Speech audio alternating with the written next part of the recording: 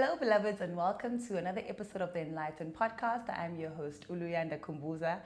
I don't know if you can tell I'm excited, but I'm also nervous because today I get to speak to somebody very close to my heart, but also somebody that really did shape my career when it comes to human resources. And I'm pretty sure everyone is excited to know who that is. I call her Ausdi. You get to call her Daisy. And Daisy is a seasoned human capital consultant as well as a talent acquisition specialist for over 18 years in the industry. Ausdi, welcome. Good morning. How are you? I'm all right, and how are you? I'm well, thank you. Thank you so much for your time and saying yes to me. I know you're in a season of saying no a lot. No, Lord, I'm honored to be here. Thank I love you. your ring. Thank you. Ooh. And happy belated birthday. Thank you so much. I appreciate Pleasure, it. pleasure. Let's get straight into it. Tell us a bit about yourself. How did you, get into the space of HR? Because I know it's quite different. It looks different from when we got into it and probably by the time that you were introduced to it. Sure, 19 years experience. I transitioned from HR to human capital. Yes. And 3 years back, I transitioned from human capital to business. Passionate about people. I grew up in a very big family, around people. I think every day when we woke up around people. And I was a mother at a very young age, and I had to embrace that journey. Yeah. Because I had to lead by example. So I'm just passionate about people, and I was fortunate enough to work with thoughtful leaders that are very passionate about people development, and they cemented that. Ausdi, you spoke about something that's so powerful and profound, not in our script, by the way, leading by example. And I think being in the role of HR, you get to lead by example. Are those some of the values that have shaped your decision to get into the space? Yes, leadership is a journey and it's a personal decision. You can't lead people if you can't lead yourself. I reflect a lot in my career and in my personal life. I always say we do business SWOT analysis, and it's important to do personal SWOT analysis. Ooh. So I lead by example from empathy perspective. I treat people the way I want to be treated. I speak to people the way I want people to speak to me. So I think from the organization perspective, we will have to embrace the journey of respectful culture. And that starts with us respecting yourself and respecting people and leading by example. I absolutely love that. We're talking about thriving in your career. That's the title of today's topic, and we look ahead because we are not thinking and looking at now, but we're seeing all the challenges and we're embracing all the changes, and we are saying, how do we get to thrive in the future, right? I read, I don't know if it was an article or if it was one of these carousels on Instagram that spoke about the fact that HR at the end of the day is also employed by the employer. So they don't really care, for lack of a better word, I can't remember what it says specifically, but just insinuating that we don't really care about the people because at the end of the day, the employer's care is more on the bottom line. So we're not there to change anything because the same people that, staff would come to us and complain about and want things changed, they see us as, just employees and there's nothing that we can do. What are your thoughts around that, and how have you made a change in breaking some of the stigmas that exist around human capital?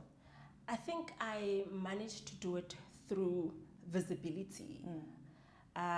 You need to make sure that your value as HR professional in the organization is visible from the revenue perspective, from the processes perspective.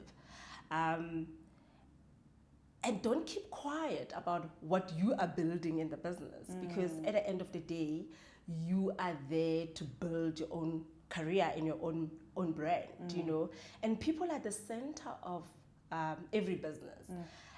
Communicate it and make sure that that value is visible. I struggled in my career where I had to follow the KPI, but I had to change my mindset and change leaders' mindset to say people are the center of the business. And for you to change their mindset, you'll have to be financial literacy. You'll have to speak about numbers. Yes. You'll have to speak about data, and that's where the HR world is going. If you're not financial literacy, if you don't understand how to translate data to what you're doing, you will always struggle, but because they will see you as an employee. I refuse to be an employee. I am a business partner because I add value to the bottom line. So everything goes back to you as a professional to say, okay, how do I make sure that my value is visible from the numbers perspective? Sure. Absolutely, something quite thoughtful for us to think about as HR professionals, or even an HR manager, director, wherever you may sit, to say that for the employer to be able to take whatever you bring to the table seriously, what value are you first communicating, right? So you need to build that trust first before seeing anything come to play. A lot of professionals may feel stuck, and we see it a lot either towards the end of the year or beginning of the year. There's quite a lot of confusion about what do I want to do, how do I envision myself growing, and so forth. What are some of the key strategies that you think we can use to sort of break out from feeling stagnant? I always see feeling it's just a personal decision. I am purpose driven and focus driven, and our lives are in the Bible. And it's unfortunate that people that don't believe in the Bible, I do, and that's why I don't feel stuck in every organization that I serve in. Why? Because I am in tune with myself. And if you are not in tune with yourself, you feel stuck. There are a few questions that you need to ask yourself to say, am I visible enough? Am I communicating my value? And what is my strength? Are they aware of what I can add, in the business? So I don't feel stuck, and I always say if people feel stuck, they need to blame themselves and reflect to say, am I visible enough? And be adaptable. Most of my friends are young because I'm obsessed about the now, and they keep me on my toes, and again, self-development, who do you surround yourself with? What books are you reading? What are you doing about your career? Especially in the organization, I see most of the young ones, they build relationship before end of probation period, and then you end up building relationship with people that are not in tune with themselves, So I think just be curious, be in tune with yourself, and make sure that you're visible and you understand why you're there. So hence I'm saying I'm purpose driven. So I don't feel stuck in any organization. But people that feel stuck, they must just reflect. I think another way in which we can thrive in our careers is very big on continuous learning and upskilling ourselves, right? And I want to get into that. What role do you think that continuous learning plays in success in our careers today? And I'm going to speak about myself. Why? Because I don't know how other people are doing it, but I do have mentors that I've never met, but they inspire me. I follow them. There's one sentence that Daisy Lepheana mentioned to say, you need to be obsessed with improvement, and it's your responsibility to find people that inspires you. Young ones, they must look at you.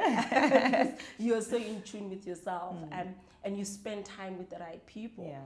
And from the leadership perspective, don't look at Daisy. I have my own flaws, look at my impact, and learn from my value, learn from my impact, But if you look at Daisy, tomorrow I'm gonna fail you, But if I learn on the impact that people are adding or the contribution, then you learn. I mean, I follow Michelle Obama. I read Michelle Obama's books, and I learn from Michelle Obama. I don't know Michelle Obama, even if I don't see her or I don't know her, but I learn from her impact. I learn from so many young entrepreneurs because they read different books. You can't read all the books, True. but you can learn on what they're saying. And again, just networking. And I know it's tiring, you know, because most of the workshops, they're on Saturday, Yeah. and people will tell you that Saturday is my time, I want to rest. And I promise you, there is no time to rest. If you really want to improve yourself or learn, you know. So you need to make sure that you have the right mentor, coaching. Spend money on yourself. Eish. Yeah. And it's, I think up until I knew about it and I started doing it, you see the value. Obviously, when we say spend money yourself now, you go to a coach and they say $9.50 an hour, you think, oh my word. But you have no idea the return on that investment The long that term. you make. Yes, and it's long term. It's never obviously things or results that you'll see overnight. Yeah.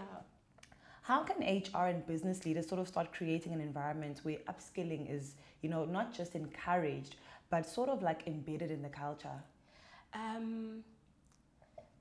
As much as we have KPIs and job descriptions, I believe that as HR directors, we'll have to put people in the center of our KPIs, you know. We don't have time for people, and I think we need to create time for people. Sure.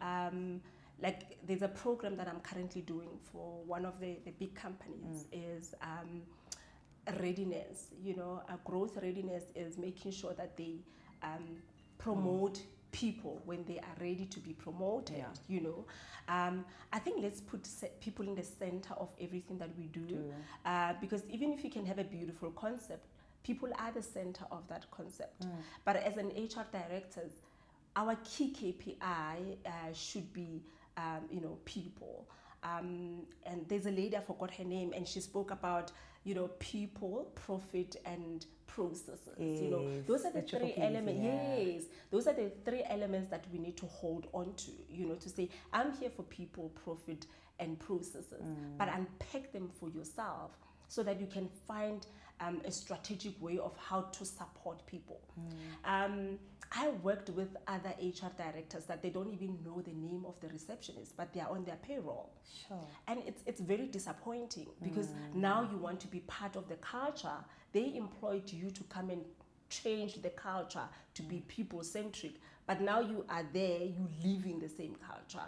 So as HR directors, let's put people first, in the center of everything that we do. Yeah.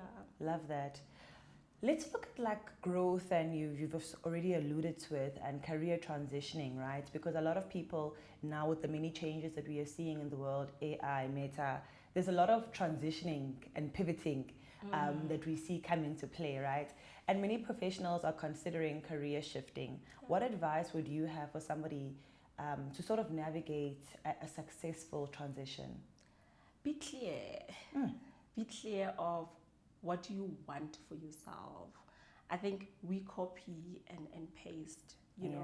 Be clear of what you want. Have a strategy and execution plan of how you want to achieve that.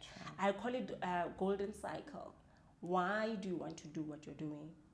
What are you going to do, and how are you going to do it? You know? And once you unpack that for yourself, then you can transition, you know. I did so many businesses without that golden cycle.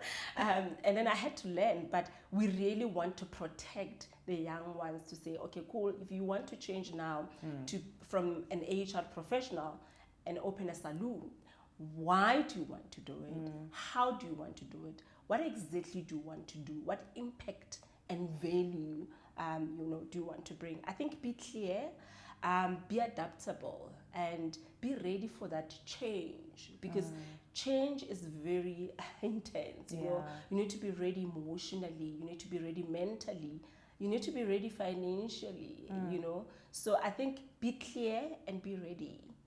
Yeah. And I think when we do look at thriving and growing in our careers, the big thing that I think we all think about is the money, right? The money. What is the best way for professionals to sort of advocate for promotions, salary increases, and leadership opportunities? I remember when we were in the same organization, if a salary increment request would come into play, you'd be the first to say value. Like, Yeah. what are we negotiating based on? Yeah. So Yeah. how can people start tackling, or what should they actually think about before just coming and saying that and demanding and wanting an increase, probably based on the fact that they've been with a certain company for a certain period of time? The question is, are you visible? It's your skill visible, and what else can you do? I think we're going back to all-rounder.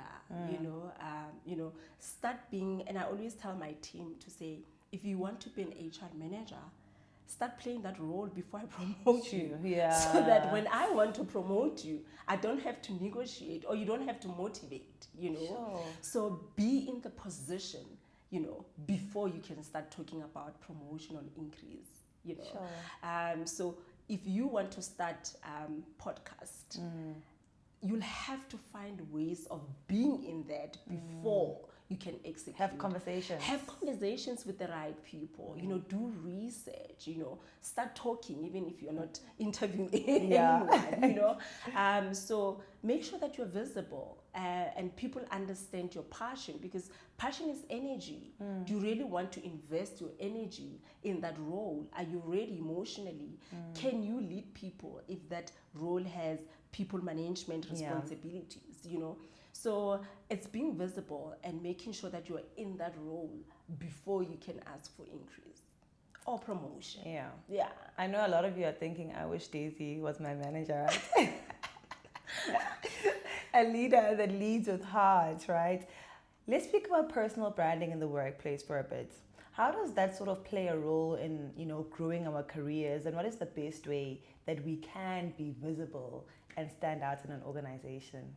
I think there's something that you're doing, Luanda, on social media. I always want to understand what you're doing, because I'm so proud of you. Thank you.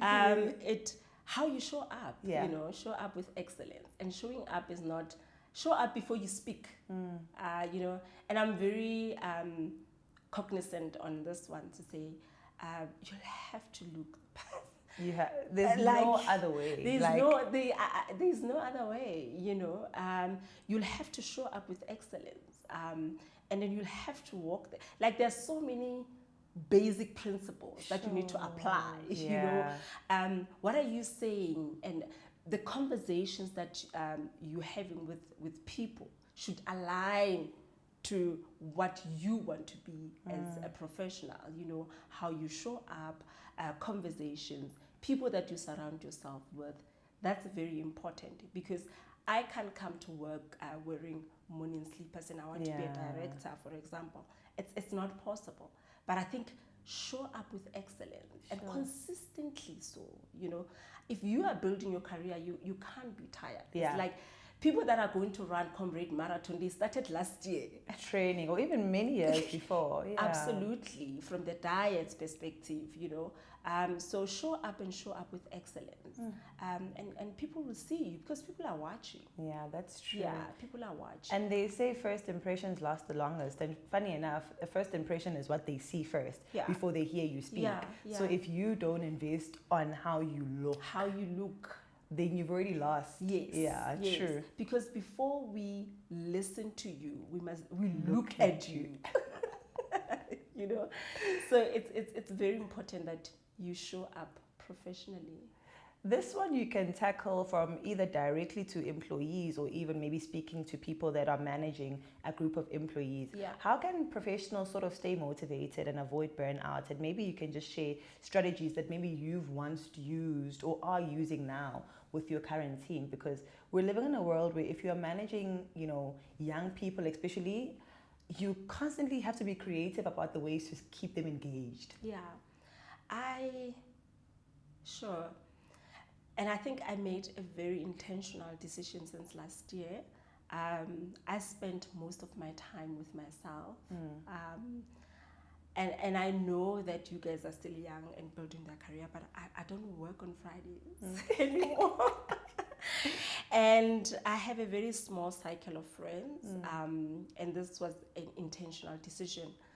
Because you end up being invited in so many things, And I'm teaching my team to spend time with themselves. Sure. We don't work on Fridays Yeah. unless if there's something urgent. I do lots of hiking, and I do lots of reading, and I think reading calm me down, because I'm Yeah. alone and I'm focusing on the book, and I'm saying no to so many things. I'll be turning 45 next year. Girl, you look nothing close to that. And it's important that I look after myself mentally, emotionally, and physically. So I say no to so many things that don't make sense to Daisy. Yeah. And financially. One thing about LSD, guys, she wants to grow her pocket. No matter what. It's important. I love it because I think before it was so taboo for women to be passionate about growing themselves financially. Yeah. And she's one of the people that is unapologetic. Yeah. Listen, Yeah. financial guys, And I think at that age, 40 something, a woman needs to we be are no longer financially building. Yeah. I always tell people that I wake up to save. I don't wake up to prove myself. Ooh. I wake up to save. So I must monetize on that saving, I'm here because I love you so much. Yeah. And there was time on your invite. I was like, okay, cool. You are very passionate about time. So I can avail myself, But to be honest with you, Leanda, I think for me it's just time. Yeah. I spend my time wisely. And I say no to so many things. Yeah. Something that you does it get better with age? It does. Boundaries and saying no. You're not there yet. Oh, no. You are not. Don't do it. No. Don't do it. I still need to open myself up a lot. Open yourself. Be available for opportunities. Raise my hand. I think at age, I think I started, being conscious at the age of 39, very late. But I always tell my daughter that be available, So yeah, you must be available. No, different. And I'm enjoying it. Yeah. Cool. Before we come to a close, I've got two more questions. I'm really enjoying this conversation. What is one of maybe the non-negotiable career tip that you can give anyone that's looking to grow in 2025? Sure. I always say don't sell your soul to anything. Sure. Yeah. Don't sell your soul. Always align to your personal principle. Everything starts with us, Lou. Align to your personal principles. And your career path should be clear. What do you want to achieve in 2025? And every decision that you make will be around that, And also define your goals. I know that we talk about this, but it's not easy doing it. But there are so many tools now to help us, define our goals. Because if you don't have goals, you'll say yes to everything, And I think my tip is it's still early in the year. Go back, have that vision board. I still do my vision board, have the goals and be clear with your path for 2025. What is it that I want to achieve in 2025? And I promise you, once you establish that, you know what is suitable for that. And you know what is not suitable for that. And then you can say no to things that are not aligning with what you want to achieve. So if you haven't defined your role and your goals, you'll have to start there. Sure. And then list the things that you want to achieve, in 2025. Absolutely love that. Yeah. Sure. Yeah. Because where energy goes, or where you focus, that's where your energy goes. Yeah. My 2 words for 2025 is I'm more purpose-driven and focus-driven. And I have goals for quarter 1 because I think I thrive more when I have something for short manageable. period. Manageable. You break them down. Yes, and I'm purpose driven. I always go back to why I'm doing what I'm doing. And focus, wake up with that drive, determination and discipline. Sure. And that will help you achieve what you want to achieve. Sometimes we don't, but take them to your Q2 or your But JD. nothing is lost because But it's something nothing that you is- learn, Absolutely. and just being consistent in that preparation will Absolutely. land somewhere. Absolutely, yeah. Before I let you go, the last one, and you speak a lot about humanizing human capital. Yes. That's the statement that I always associate with you, and it rings a bell every time we speak. Yeah. How can HR leaders or business leaders and organizations sort of humanize human capital while keeping up with the demands of the business and obviously meeting bottom line ultimately? To be honest, I will be selfish if I can say it's easy. It's not easy. But if you have a structure, your own structure as an HR director, it's easier to humanize human capital. I think we take everything because they will tell you that we don't have budget for you to bring another resource, you know. So it's difficult to humanize human capital because humanizing needs your energy, you know. You'll have to be there for people every day. But how do you do that if you still do operations, you know? So I think as an HR director, understand what are your roles and responsibilities in the business, because some companies they use the title HR director, and when you look at your job spec, it's HR operations, you know. So don't just take roles because of the title.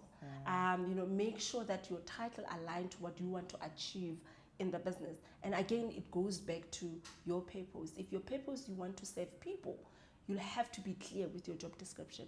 But if your purpose you want to just do operations, and that's okay, because human will always align with your purpose. Yeah. I don't know. Need I say more?